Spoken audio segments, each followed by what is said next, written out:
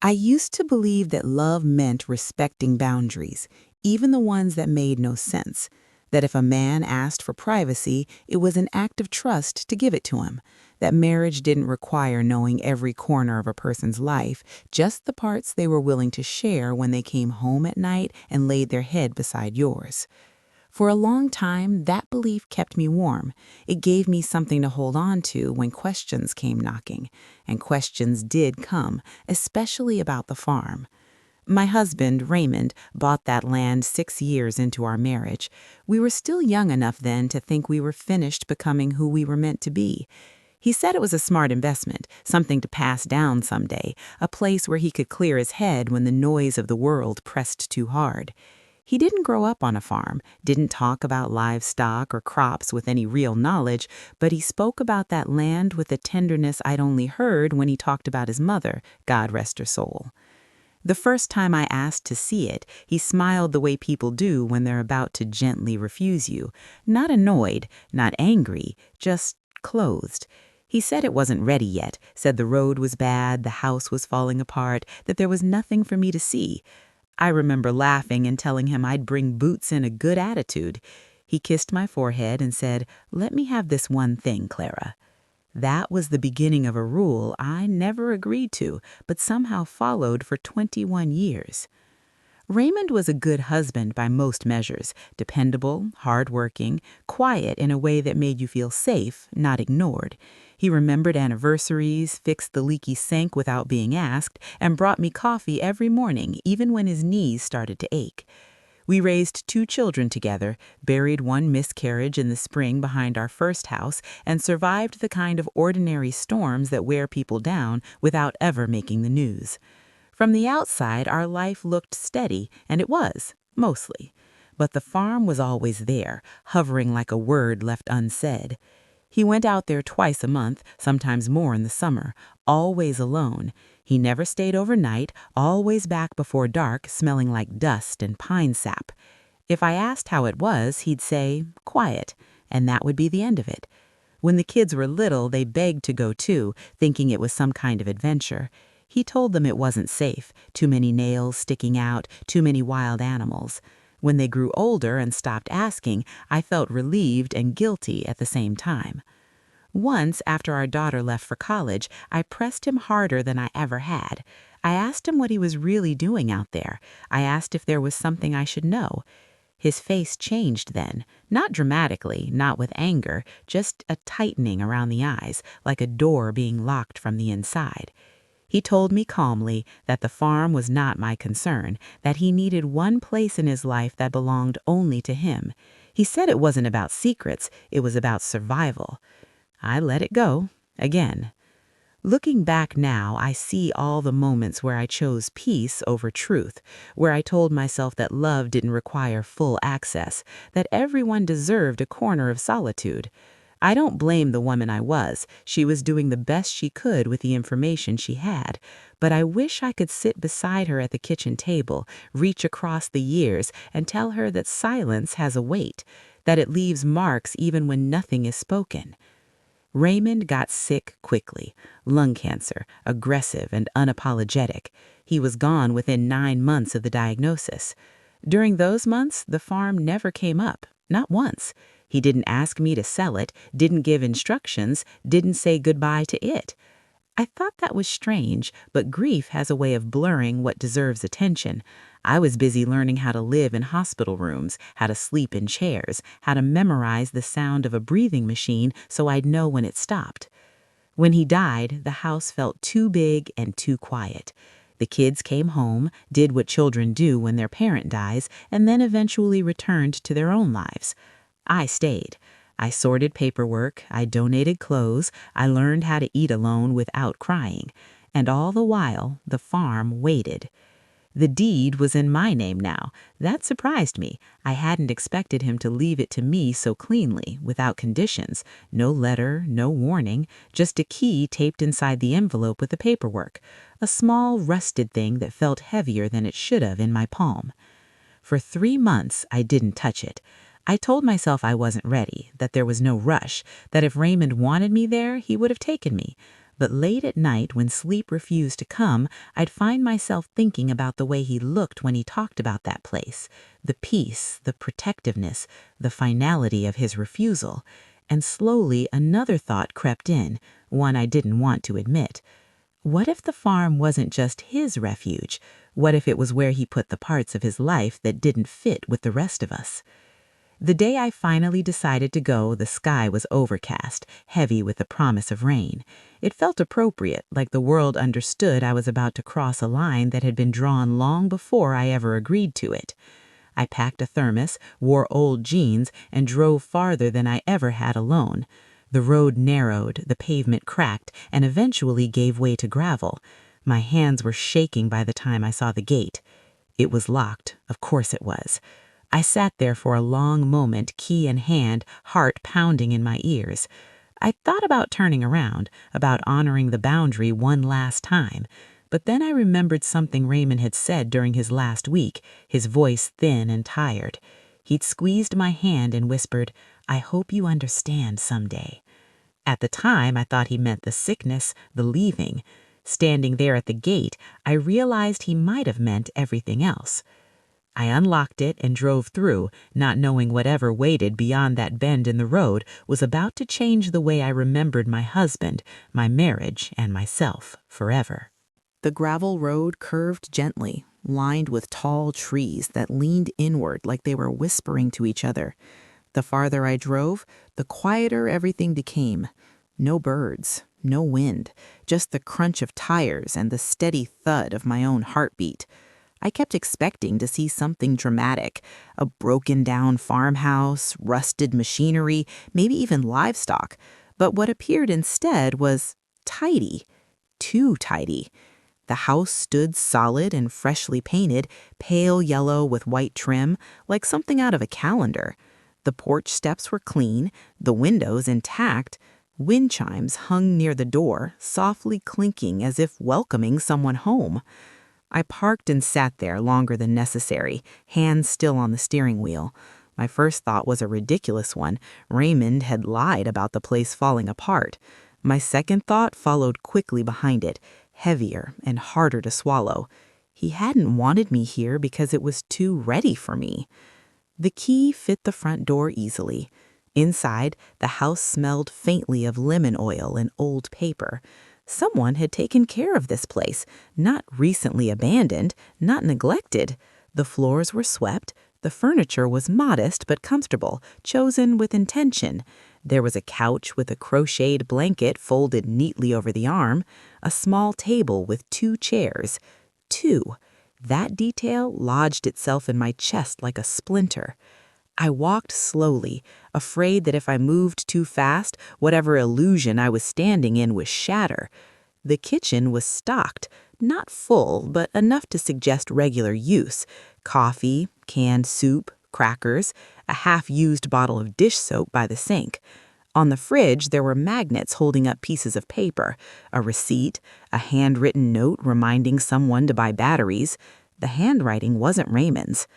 I told myself not to jump to conclusions. I told myself there were explanations, a hired hand, a neighbor, anyone but the truth that was already pressing against my ribs, demanding to be acknowledged. The bedroom was where I lost my breath. The bed was made with care, corners tucked tight. On the nightstand sat a lamp, a paperback novel, and a framed photograph turned face down. I picked it up with fingers that felt like they belonged to someone else. It was Raymond, younger than I remembered him in the end, standing beside a woman I didn't recognize. She was smiling, her hand resting on his chest like it had always belonged there. Behind them, the same farmhouse porch. I sat down hard on the edge of the bed. For a long time, I couldn't move. My mind raced through years, searching for signs I'd missed.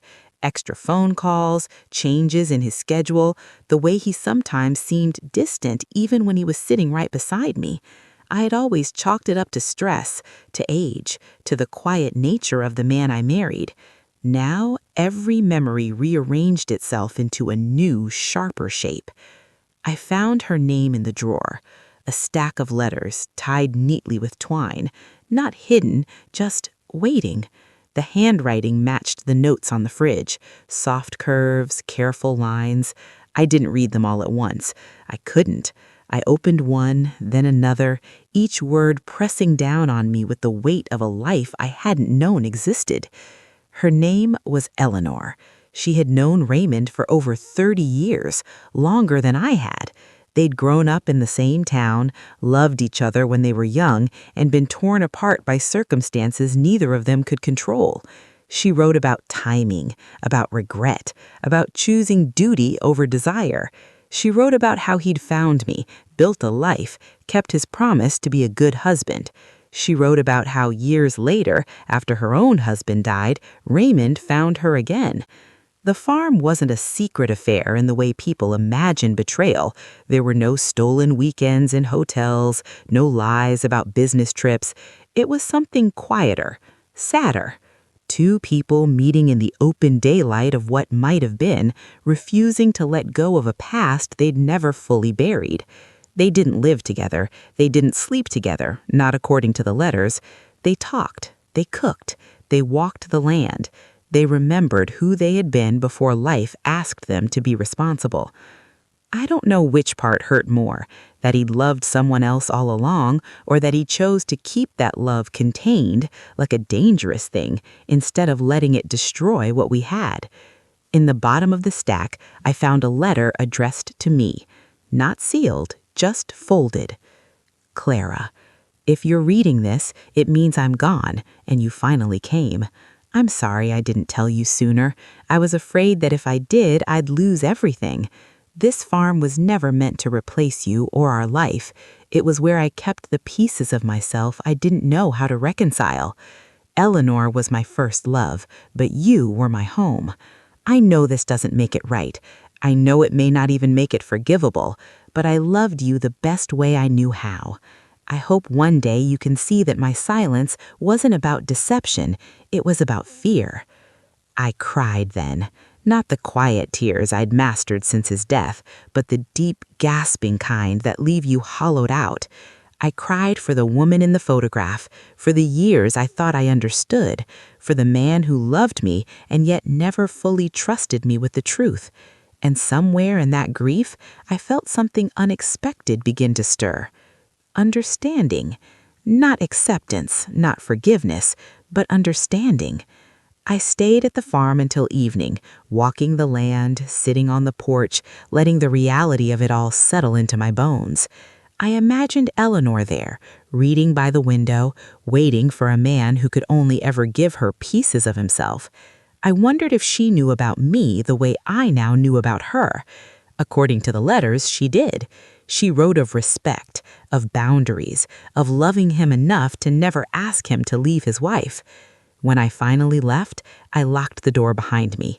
I didn't take the letters. I didn't take the photograph. That place wasn't mine to dismantle. It was a chapter of his life that existed parallel to mine, never intersecting until now. On the drive home, I realized something that surprised me. The farm didn't feel like a betrayal anymore. It felt like a confession he'd been too afraid to make while he was alive.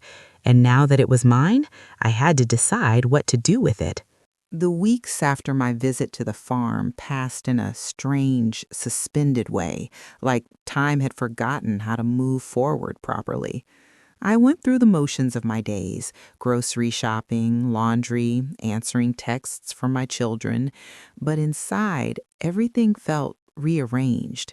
Every quiet moment pulled me back to that house, to Eleanor's careful handwriting, to the way Raymond had loved two lives without ever letting them touch. I didn't tell anyone what I'd found. Not my daughter, not my son, not even my sister who called every Sunday to check on me. Some truths feel too heavy to hand over right away. I needed to carry it alone first, to see if I could understand it without the echo of other people's opinions.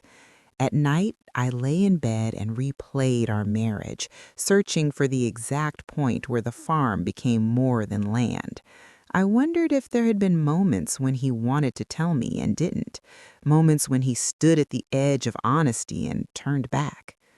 One afternoon, I received a letter in the mail addressed in the same soft handwriting. My hands trembled before I even opened it. Eleanor. She wrote that she'd heard of Raymond's passing through a mutual friend and wanted to offer her condolences. She said she'd been meaning to reach out but hadn't known how. She didn't mention the farm directly, didn't acknowledge what she was to him, only wrote that he'd been a good man and that she hoped I was finding peace. I sat at the kitchen table for a long time, the letter unopened beside my cold cup of tea, and felt a mix of emotions I didn't know how to name. Anger, curiosity, resentment, and something dangerously close to compassion. She was no villain from a storybook. She was a woman who had loved the same man I had, in a different way, in a different time, and never claimed more than he was willing to give. Against my better judgment, I wrote back. I told her I had gone to the farm. I told her I knew. I told her I didn't know what I was feeling yet, but that pretending ignorance felt worse than the truth. I asked her one question and one question only. Had he been happy? Her response came quickly, too quickly for someone who wasn't waiting. She wrote that Raymond had been peaceful there, that he talked about me often, that he never missed a birthday or anniversary, that he loved me with a loyalty that sometimes surprised her. She said the farm was where he went to breathe, not to escape.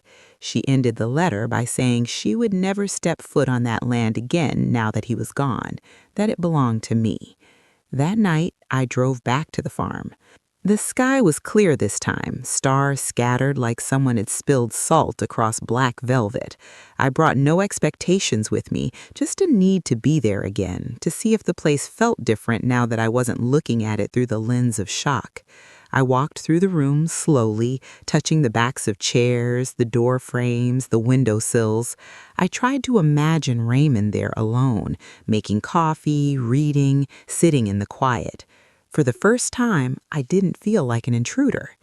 In the small study at the back of the house, I found something I'd missed before, a locked filing cabinet. The key was taped to the underside of the desk, like he'd wanted it found but not stumbled upon. Inside were photographs, documents, and journals. Not love letters this time, records, deeds, receipts. The farm wasn't just a refuge, it was a project. Raymond had been restoring the land for years, slowly and carefully. He'd planted trees, repaired fencing, set aside money for conservation efforts. In the final journal, he wrote about leaving it to me not as an apology, but as an offering. He wrote that he hoped I would decide its future with kindness, that he trusted my judgment more than his own in the end. Reading his words, I felt a shift inside me. The farm stopped being a symbol of secrecy and became something else entirely, a responsibility, a chance to decide what legacy would come from a life that had been both honest and flawed. When my children finally noticed I was spending time away from home, I told them the truth. Not all of it, just enough. I said their father had owned land he'd worked on quietly and that I was figuring out what to do with it. My daughter asked why he'd never mentioned it. I said sometimes people carry things alone because they think it's easier.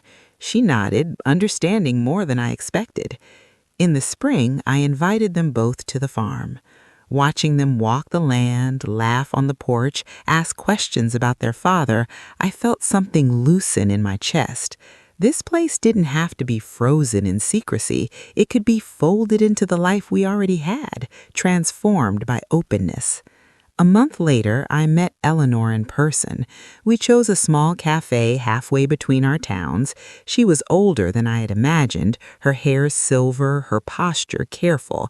She stood when she saw me, hands clasped like she was bracing for a storm. We talked for 2 hours, about Raymond, about grief, about the strange shapes love can take when life refuses to be simple. She apologized, not for loving him, but for the pain her existence caused me. I told her the truth, that the pain wasn't hers alone, that it belonged to all of us. When we parted, there was no hug, just a shared look of understanding. 2 women bound by a man who loved imperfectly but deeply. I still don't know what the farm will become. Some days I think I'll sell it. Other days I imagine turning it into something that gives back, an artist's retreat, a place of quiet for people who need to breathe. What I do know is this: secrets don't disappear when we ignore them. They wait. And when they surface, they ask us not just to react, but to choose who will be in their aftermath. Raymond didn't trust me with his whole truth while he was alive, but he trusted it with me in the end. And in that, I found a kind of closure I never expected. Grief doesn't move in a straight line. Some mornings I woke up feeling light, almost hopeful, as if I'd finally placed the past where it belonged. Other days, the weight of it pressed down on me so hard I could barely get out of bed. The farm sat quietly in the middle of those days, neither haunting nor comforting me outright, just existing, waiting for me to decide what role it would play in the rest of my life. I began going there regularly, not with a purpose at first, just to sit, to walk, to listen to the wind move through the trees Raymond had planted with his own hands. I brought books I never seemed to finish at home, and meals I cooked slowly, the way I used to when the kids were little and time felt abundant. The place started to feel less like a question mark and more like a period at the end of a long sentence. One afternoon, while cleaning out the shed behind the house, I found a box labeled simply, "If." Inside were small, ordinary things: a pair of baby shoes yellowed with age, a folded hospital bracelet from a date I recognized immediately, the miscarriage. I hadn't known Raymond kept anything from that time. We'd grieved together, but quietly, in the way people of our generation often did. Seeing those items cracked something open inside me. The farm hadn't just held Eleanor and his first love. It had held his sorrow, too. The parts of our life that had hurt too much to keep in daily view. That realization changed the way I remembered him, not as a man dividing his heart, but as one trying desperately to contain it. I decided then that the farm would not be sold, at least not yet. It felt wrong to reduce all that history to a transaction. Instead, I began the slow work of making it something shared. I told my children more of the truth, carefully, honestly, without vilifying their father or romanticizing his choices. They listened in silence, processing a version of him they had never known. My son was angry at first. My daughter cried. But neither of them turned away from me or from the memory of their father. Families, I learned, can hold more complexity than we give them credit for. In late summer, I held a small gathering at the farm, just family, a few close friends, and one empty chair on the porch. I didn't say who it was for, but I knew. We shared stories about Raymond, the good, the frustrating, the funny.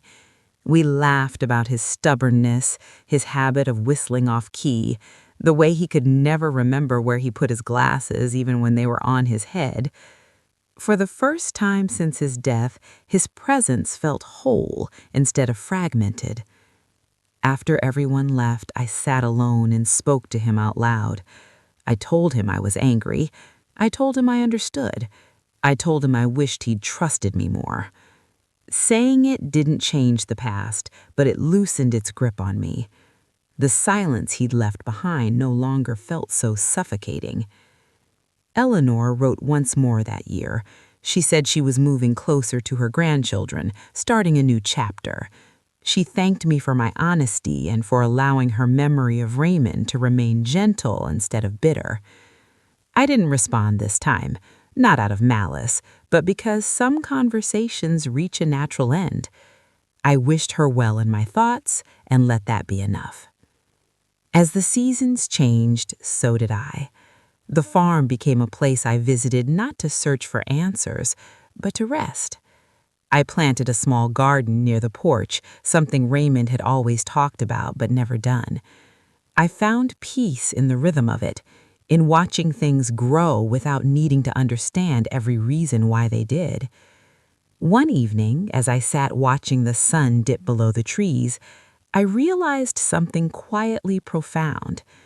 My marriage had not been a lie. It had been incomplete, and there is a difference. A lie erases everything that came before it. An incomplete truth asks you to hold joy and hurt in the same hands and decide which one defines you. I chose joy. Not because the pain wasn't real, but because it didn't deserve the final word. I don't visit the farm because Raymond kept me away from it anymore.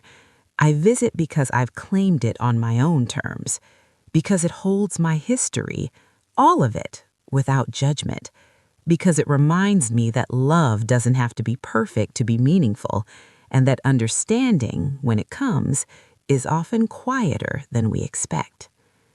If you're listening to this and carrying a secret that isn't yours, or grieving a truth that came too late, know this: you are allowed to feel angry and compassionate at the same time. You are allowed to rewrite the ending without erasing the story. And sometimes the places we were forbidden to enter become the ones that finally set us free. After that first summer, the farm stopped feeling like a destination and started feeling like a rhythm. I learned its sounds the way you learn the breathing of someone you love. The creak of the porch board near the door, the way the trees sighed just before dusk, the distant hum of insects that rose and fell like a tide. It was no longer a place I visited only when emotions overflowed.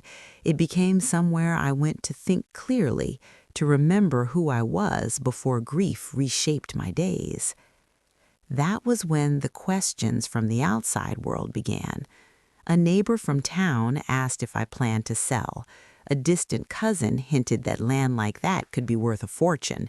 Even my son, gently and without pressure, asked if keeping it made sense now that I was alone. I didn't have a neat answer for any of them. All I knew was that every time I considered letting it go, something inside me resisted. Not fear, not guilt, something steadier, like instinct. One morning, while sorting through the last of Raymond's papers at home, I found an old envelope tucked inside a book he used to read every winter. Inside was a sketch, just pencil on yellowed paper. It showed the farm laid out in careful detail, with notes in the margins, paths, trees, a small clearing labeled simply "for rest." I stared at it for a long time, realizing this wasn't a man hiding a life from his wife. This was a man planning a future he hoped would one day include her, even if he never found the courage to invite her in while he was alive. That realization softened something in me I hadn't known was still clenched. I decided then to open the farm, slowly, carefully, to others. Not as a business at first, just as a place where people could come to breathe. I told a friend who ran a small grief support group that they were welcome to meet there once a month. I didn't advertise. I didn't explain my reasons. I simply unlocked the gate and let the land do what it had always done for Raymond. The first time the group came, I stayed inside, listening to their voices drift through the open windows. I heard laughter, then quiet, then the unmistakable sound of someone crying and being comforted.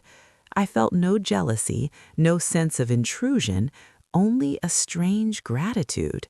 The farm was finally serving a purpose that felt honest. Word spread, slowly. A teacher asked if she could bring a few students who needed a quiet place to write. A nurse asked if she could walk the trails on her days off. I said yes more often than I said no. With every person who found a moment of peace there, the weight of Raymond's secrecy felt lighter, as if it was being transformed rather than erased. One afternoon, my daughter joined me there. We sat on the porch with our feet propped on the railing, sipping iced tea the way we used to when she was a teenager. She asked me if I ever wished I'd known everything sooner. I thought about it before answering. I told her the truth, that some knowledge changes you in ways you can't undo, that knowing earlier might have broken us before we were strong enough to survive it. She nodded, thoughtful, and said something I didn't expect. "I think Dad was scared you'd leave," she said quietly. The simplicity of it took my breath away. That night, alone in the farmhouse, I reread Raymond's letter to me, the one he'd left among Eleanor's things. I noticed something I hadn't before, the way he never once asked for forgiveness, only understanding. It occurred to me that maybe forgiveness isn't always the point. Maybe sometimes understanding is the greater gift. As autumn settled in, I made one final trip through the farmhouse, deciding what would stay and what would go. I boxed up the letters, not to hide them, but to protect them. They were a record of a love that shaped my marriage without my knowledge. They deserved care, not destruction. I stored them in the study, along with Raymond's journals, trusting that one day, when I was gone, someone might read them and understand the full, complicated man he'd been. Late one evening, as rain tapped gently against the windows, I felt a presence there with me, not in a supernatural way, just a sense of completion, like a conversation finally finished. I spoke to Raymond again, softly, telling him what I'd done with the place, how people were finding comfort there. I imagined him listening, that familiar half-smile on his face, the one that always meant he was relieved but didn't quite know how to say so. I don't believe love is measured by how much we reveal. I think it's measured by what we do with what's revealed to us. Raymond's truth came late, wrapped in grief and absence, but it gave me something I didn't know I needed, the chance to choose compassion without losing myself. Now, when people ask about the farm, I tell them it's a place of quiet, a place where stories rest. I don't mention the secrets. I don't mention Eleanor. I don't mention the years of silence. Those details belong to me. What belongs to the world is what the land has become because of them. Sometimes, standing at the gate as the sun rises, I think about the woman I was when Raymond first forbade me from visiting, how I accepted his words without question, how I believed love meant compliance. I wish I could tell her that love also means courage, the courage to face what hurts, the courage to walk into forbidden spaces and decide for yourself what they mean. The farm didn't give me answers I was searching for. It gave me peace I didn't know was possible. And that, I've learned, is sometimes the truest inheritance of all. Time has a way of smoothing sharp edges without erasing the shape of what cut you. By the second year after Raymond's death, I could say his name without feeling that familiar tightening in my throat. I could talk about the farm without my voice wavering. I could even smile when someone mentioned his stubbornness, the way he used to double-check locks and reread instructions like the words might change if he didn't watch them closely enough. Healing didn't arrive all at once. It arrived quietly, disguised as routine. The farm continued to open itself to others, and in doing so, it opened me. People came and went, leaving pieces of their stories behind without realizing it. A young widow who walked the perimeter every morning for a month and then stopped coming, leaving behind a handwritten thank you note tucked under a stone. A retired man who brought his guitar and played softly by the trees, never speaking, just nodding at me when our paths crossed. I never asked their stories. The land seemed to listen better than I ever could. One afternoon, while clearing brush near the back fence, I found something I hadn't seen before. A small wooden marker, weathered and half-buried, with no name carved into it, just a date. The date matched the day of our miscarriage. My knees gave out beneath me, and I sat there in the dirt, hands shaking. Raymond must have placed it there quietly, privately, without ever telling me. He had brought that grief to the farm, too, carrying it where he thought it wouldn't hurt me again. For the first time, I felt anger rise without immediately being softened by understanding. I was angry that he'd grieved alone, angry that he'd decided what I could handle, angry that love, in his mind, meant protection through silence. I let myself feel it fully, sitting there until the sun shifted and shadows stretched across the ground. When the anger finally ebbed, what remained was sadness, not sharp, not overwhelming, just deep and honest. That evening, I wrote Raymond a letter, not to send, just to say the things I'd never said while he was alive. I told him that I was strong enough to know his whole truth, that I would have stayed, that love isn't fragile the way fear tells us it is. I folded the letter and placed it beneath the marker, not as an accusation, but as a conversation finally completed. A week later, something unexpected happened. Eleanor called. I hadn't heard her voice before. It was softer than I imagined, careful, like someone used to choosing her words thoughtfully. She told me she was clearing out her own house, preparing to move, and had found something that belonged to Raymond. She asked if I wanted it. I said yes without thinking. When she arrived, she didn't come inside the farmhouse. She stood on the porch, holding a small wooden box. Inside was a watch, Raymond's watch, the one I'd thought he'd lost years ago. She told me he left it there intentionally, saying he wanted it to stay somewhere time felt different. I thanked her. She hesitated, then said something that stayed with me long after she left.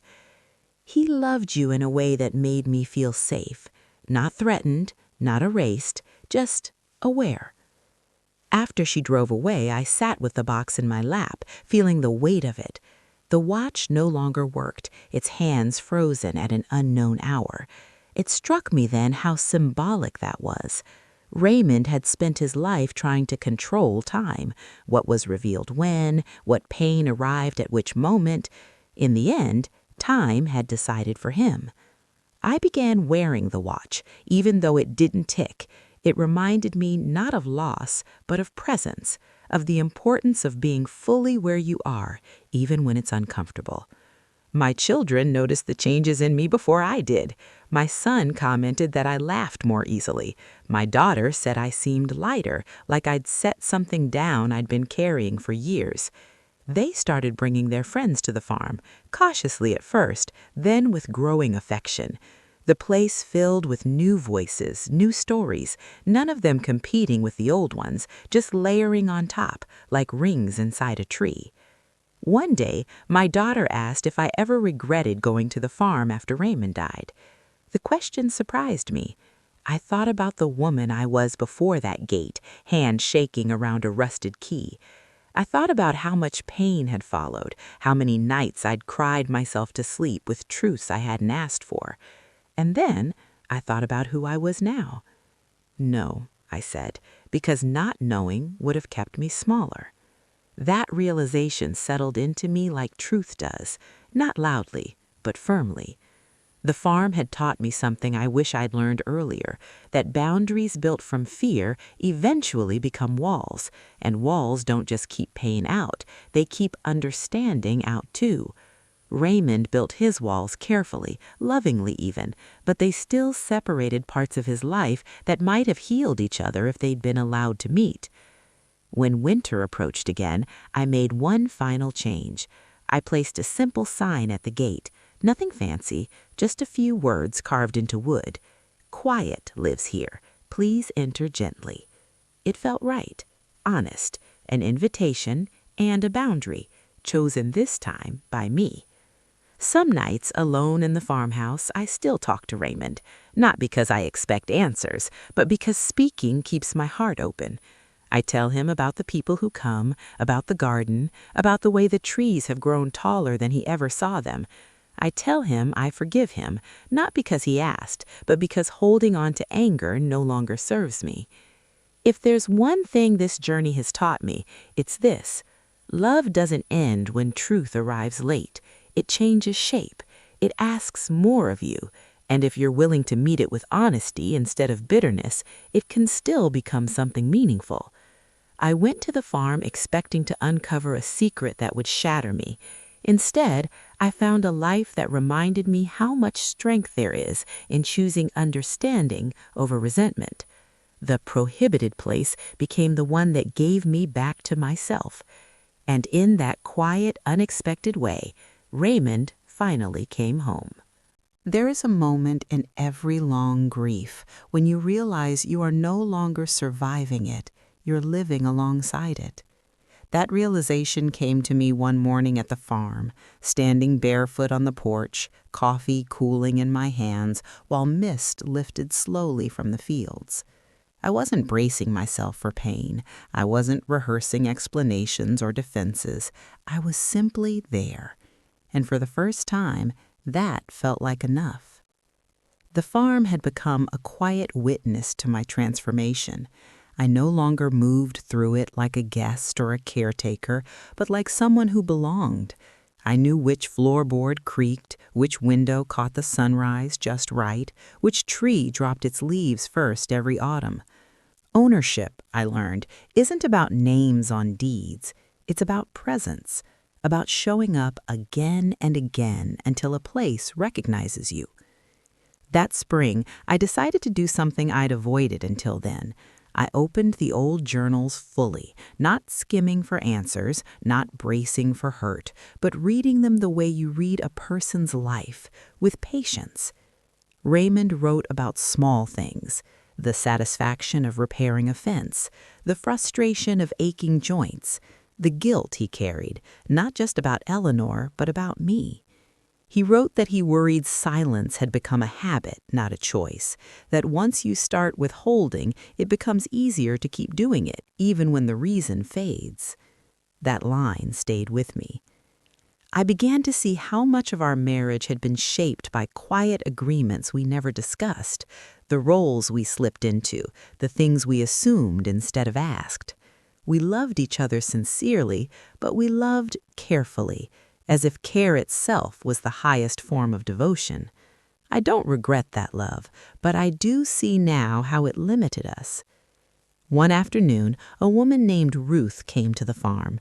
She was in her late 60s, newly retired, carrying the kind of exhaustion that doesn't come from work, but from finally stopping. She told me she'd spent 40 years being strong for everyone else and didn't know who she was without that role. We sat together on the porch, saying very little. Before she left, she looked at me and said, "This place feels like someone finally told the truth and survived it." I watched her drive away, tears welling unexpectedly. She had put words to something I hadn't yet articulated. The farm wasn't just about peace. It was about honesty without spectacle, about letting truth exist without demanding punishment. That summer, I hosted a small weekend retreat, nothing formal, just a few women, all at different crossroads in their lives. We cooked together, walked the trails, shared stories in the evenings when the lights softened and defenses dropped. I told them about Raymond, not the secrets in detail, but the complexity. I spoke about how love can be real and flawed at the same time. No one interrupted, no one judged. When I finished, there was silence, thick and reverent. Then one woman said quietly, "Thank you for not turning him into a villain." I realized then how easy it would have been to do that, how tempting. Villains are simpler. They make pain easier to organize. But Raymond had never been simple, and neither had I. Later that night, alone in my room, I thought about how many stories go untold because they don't fit clean narratives, how many people carry quiet contradictions they're afraid to expose. The farm had taught me that wholeness isn't about purity, it's about integration. My relationship with my children deepened in ways I hadn't expected. My son began calling more often, not just to check in, but to talk, about his fears of repeating patterns, about how secrecy can feel like safety until it doesn't. My daughter asked harder questions about marriage, about forgiveness, about whether love should ever ask you to be smaller. I didn't give her polished answers. I gave her honest ones. I told her what I'd learned too late so she might learn it sooner. On the anniversary of Raymond's death, I went to the farm alone. I didn't bring flowers, I didn't bring letters. I walked the perimeter slowly, thanking the land for what it had held and what it had released. At the marker near the back fence, I stood quietly, then whispered something simple. We both did our best. It wasn't absolution, it was acknowledgement. As the sun dipped low, I felt something settle inside me. Not closure in the way movies promise, no grand release, just a sense that the story had reached a resting place, that I no longer needed to wrestle it into meaning. Meaning had arrived on its own. I know now that the farm was never about exclusion, it was about containment. Raymond didn't know how to live with contradictions out in the open. I learned how to do exactly that. In a strange way, his greatest failing became my greatest teacher. When people ask me now what I found at the farm, I smile and say perspective, because that's the truth. I found the courage to hold love and disappointment in the same heart. I found the strength to rewrite my role, not as the woman left in the dark, but as the woman who chose what to do when the light finally came on. I no longer resented the years I was forbidden to go there. They led me to a moment where the choice was fully mine, and that choice changed everything. If you're listening and standing at the edge of a truth you've been avoiding, I want you to know something. You don't have to be fearless. You just have to be willing. Willing to see clearly, willing to feel deeply, willing to trust that whatever you uncover does not get to define you unless you let it. The farm is quiet now as I write this, the kind of quiet that feels earned, and so am I. By the third year, the farm no longer felt like a place shaped by Raymond's absence. It felt shaped by what remained. The land had settled into itself, the way people do when they stop fighting who they are. Trees he planted now cast wide, generous shadows.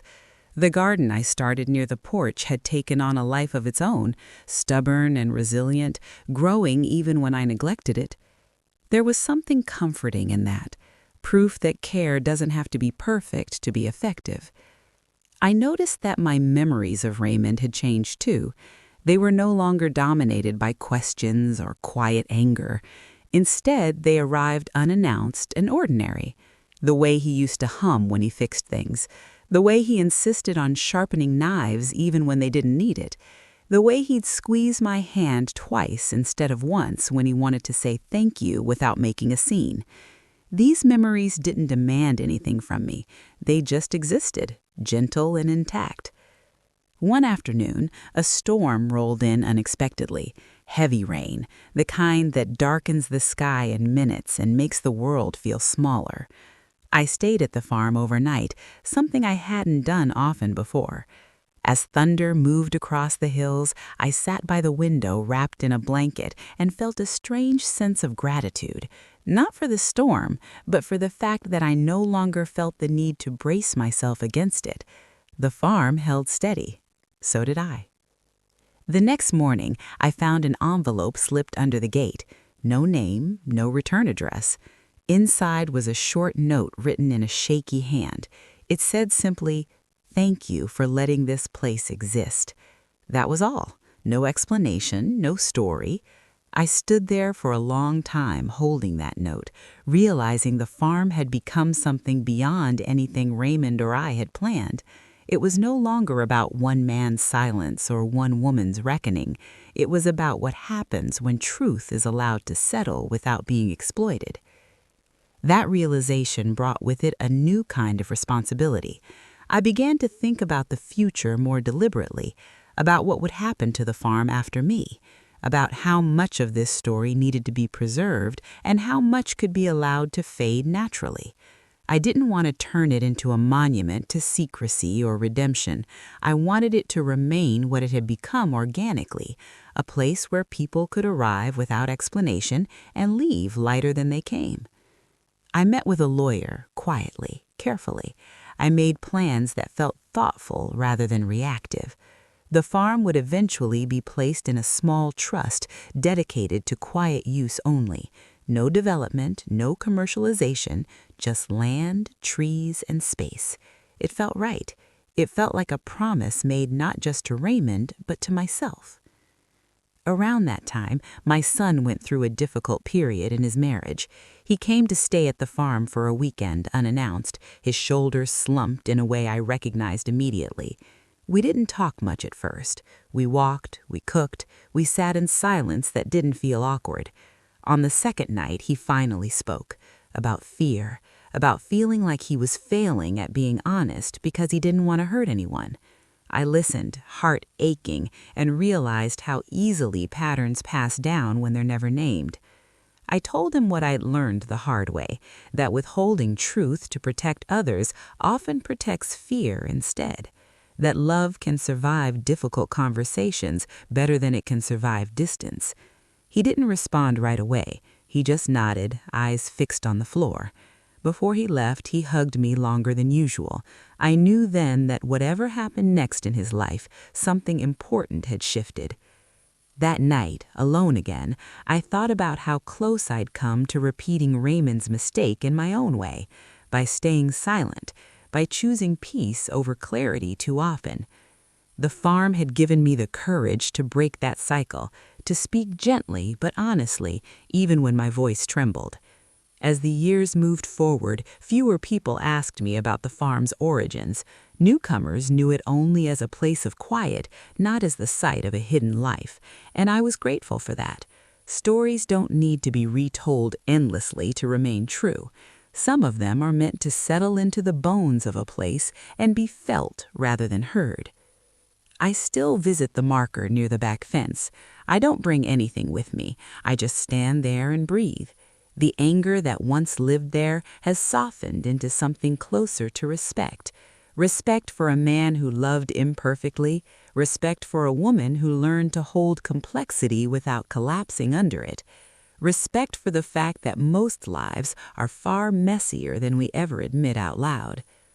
If you had asked me years ago what I thought forgiveness looked like, I would have said it was an act, a decision, something you grant. Now I know better. Forgiveness is a process of release, not for the person who hurt you, but for the version of yourself that's tired of carrying the weight. I didn't forgive Raymond all at once. I forgave him in pieces, as I healed the parts of myself his silence had touched. Sometimes, standing on the porch as evening falls, I imagine the younger version of me arriving at the gate for the first time, nervous, curious, unaware of how much she was about to change. I want to tell her she survives it. More than that, she grows. She becomes someone who understands that love is not proven by obedience, but by truth. The farm no longer feels like a forbidden place. It feels like a meeting ground between past and present, between pain and peace, between the woman I was and the woman I chose to become. And that, more than any revelation I found inside that house, is what stayed with me. There is a quiet kind of confidence that comes when you stop explaining yourself. I didn't notice it at first, but it settled into me slowly, like a second spine. I no longer felt the need to justify why I kept the farm, why I spent so much time there, or why I spoke about Raymond with a softness some people found confusing. I had learned that clarity doesn't always come from answers, it comes from acceptance. And acceptance, once it arrives, doesn't ask permission to stay. The farm entered a new phase then, not because I forced it to, but because I did. I stopped hovering over it emotionally. I trusted it to exist without my constant interpretation. I would arrive, unlock the gate, and simply be present. Some days I worked the land. Other days I did nothing at all. Both felt equally right. One afternoon, while reorganizing the study, I found a cassette tape tucked behind the filing cabinet. No label, just a strip of yellowing tape. I almost put it back. I was tired of revelations, but curiosity has its own gravity. I found an old tape player in the shed and sat at the desk where Raymond used to write. His voice filled the room, older than I remembered, but unmistakably his. Calm, careful. He said my name first, not urgently, just softly, like he was testing the sound of it in an empty room. He talked about the farm, about why he built it slowly instead of all at once, about how he needed a place where nothing was demanded of him. Then he talked about me, about how he loved my steadiness, my patience, my ability to hold a household together without making noise about it. And then he said something that knocked the air out of my lungs. I didn't bring Clara here because I was afraid she'd see me clearly. He paused, the sound of breath shifting on the tape. Not because I was hiding her from something, but because I didn't know who I was if all the walls came down. I sat there long after the tape ended, my hands resting on the desk, feeling the echo of his words move through me. It was the most honest thing he'd ever said. And in that honesty, I felt no rage, just a quiet sadness for the man who never learned that being seen doesn't erase you, it completes you. I didn't tell anyone about the tape. Some truths don't heed witnesses. That summer, I turned 65. I didn't make a big deal of it. No party, no speeches. I spent the day at the farm, alone, marking the occasion by planting a tree near the back fence. I chose a young oak, something slow-growing, something strong. As I pressed the soil down around its roots, I thought about time, how much of my life I'd spent waiting for children to grow, for grief to soften, for truth to arrive. I realized then that waiting isn't wasted time, it's preparation, but only if you stop waiting when the moment comes. A week later, I received a call from a woman named June. She said she'd been coming to the farm quietly for months and wanted to thank me in person. She brought a loaf of bread she'd baked herself, still warm. We sat on the porch and talked about nothing and everything. At one point, she looked out over the land and said, "This place makes it feel safe to admit things." I nodded because I knew exactly what she meant. That night, alone again, I thought about how the farm had become a vessel for truths that didn't have anywhere else to go, and how that mirrored my own journey. I had carried a marriage that was both loving and incomplete, a grief that was both justified and transformative, a forgiveness that arrived not as a decision but as a release. I used to think closure was something you achieved.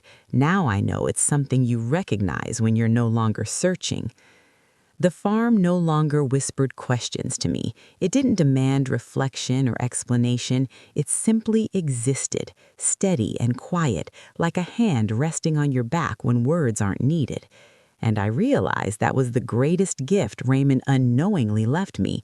Not the land, not the secrets, but the opportunity to step fully into my own voice after years of listening around silence. If you had told me years ago that the place I was forbidden to enter would become the place where I finally felt most myself, I would have laughed. I would have said life doesn't work like that. But life does work like that. It circles back. It tests us. It asks us to choose again with clearer eyes and stronger hearts. I am not the woman who waited anymore. I am the woman who decides. And tomorrow, when I unlock the gate and step onto that gravel road, it won't feel like crossing a boundary. It will feel like coming home, fully, finally, and on my own terms. There is a stillness that arrives when a chapter truly ends. Not the dramatic kind that announces itself, but a gentle settling, like dust after a long journey. That stillness came to me one late afternoon as I closed the gate behind a departing visitor and realized I felt no urge to follow them with my thoughts. I didn't wonder what they'd taken with them or what they might say about the place. I trusted the farm to do its quiet work without me overseeing every outcome. In that moment, I understood that the story I'd been living inside for so long had finally loosened its grip. I spent that evening walking the property one last time with intention, not as a ritual of goodbye, but as acknowledgement. I traced the familiar paths, paused by the oak I'd planted, rested my hand against the porch railing worn smooth by years of weather and use. Each place held memory, but none of them demanded anything from me anymore. They existed as they were, complete, and so did I. I thought about Raymond then, not as a husband defined by secrets, not as a man divided by fear, but as a human being who loved imperfectly and tried in his own limited way to protect what mattered to him. I no longer needed to defend him or condemn him. I could see him clearly now, and that clarity felt like freedom. Loving someone fully, I learned, doesn't require excusing everything they did. It requires understanding the whole shape of who they were and deciding how much space that understanding deserves in your life. The farm had become my teacher in that way. It taught me that truth doesn't arrive all at once, and that when it does, it rarely looks the way we imagined. It taught me that boundaries drawn from fear eventually ask to be redrawn with courage. And most of all, it taught me that healing is not about erasing the past, but about integrating it so it no longer controls the present. As the sun dipped low, I sat on the porch steps and listened to the evening settle in.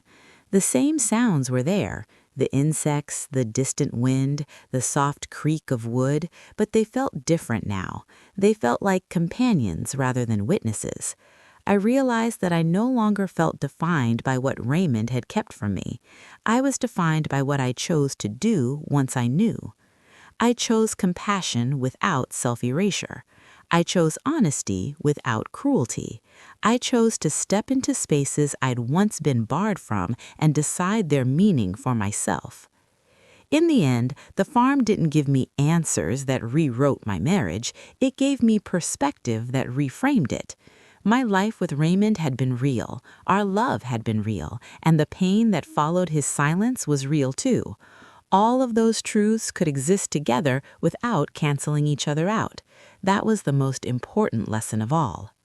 When I locked the farmhouse door that night, I did so with a sense of completion I hadn't known I was missing. Not because I was closing something off, but because I no longer needed to search inside it. The farm would continue. People would come and go. Quiet would live there, just as promised. But my role had shifted. I was no longer uncovering a past. I was living a present shaped by what I'd learned. Driving away, I caught my reflection briefly in the rearview mirror. I looked older, yes. Lines earned by time and experience traced my face. But I also looked steadier, like someone who had stopped apologizing for taking up space, like someone who understood that love doesn't ask you to remain in the dark to prove your loyalty. If there is a moral to my story, it is this. The places we are forbidden to enter often hold the truths we need most, not to punish us, but to invite us into deeper understanding. And when those truths arrive late, they do not have to destroy us. They can become the ground we stand on as we choose what comes next. I went to the farm expecting to confront my husband's secret life. What I found instead was my own strength, waiting patiently for me to claim it. And once I did, everything else fell into its rightful place. That is where my story rests now, not in anger, not in regret, but in quiet clarity. And for the first time in a long while, that is more than enough.